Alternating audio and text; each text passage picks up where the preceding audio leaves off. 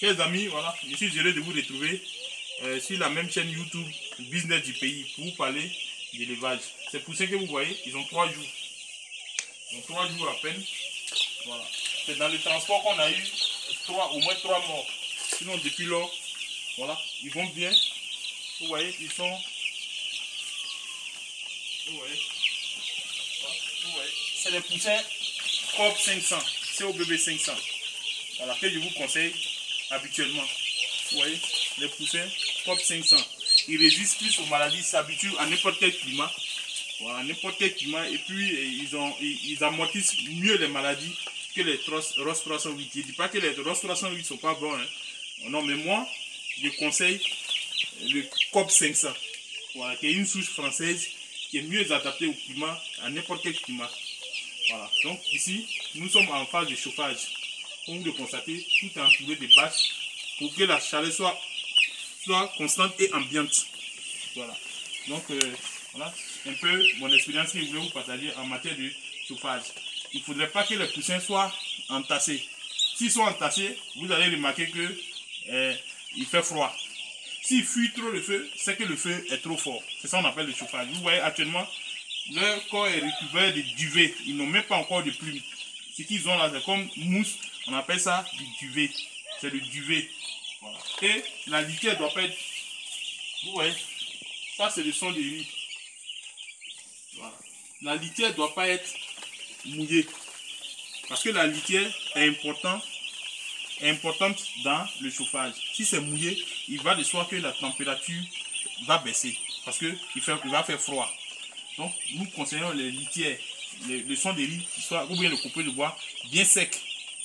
Voilà. Et en matière de prédémarrage, chauffage, il ne faut pas que l'aliment et l'eau manquent dans les abreuvoirs. Ça, c'est le premier conseil.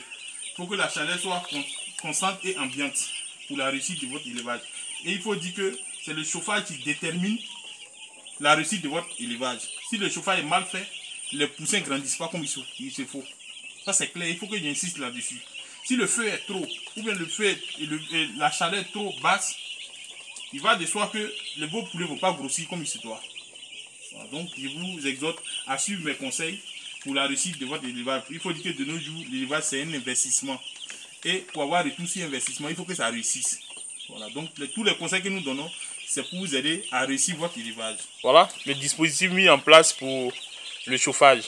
Vous voyez bien.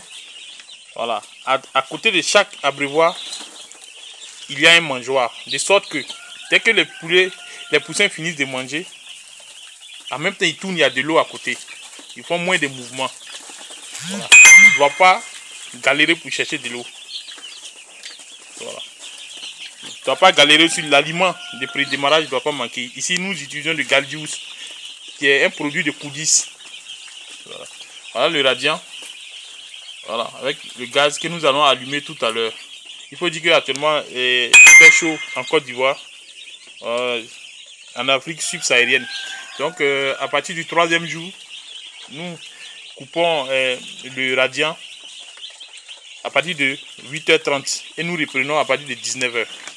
Voilà, c'est pourquoi le radiant n'est pas encore allumé. Vous voyez, les poussins ne sont pas entassés, ce qui veut dire que la chaleur est bonne. Voilà, vous pouvez le constater. C'est une bande de 350.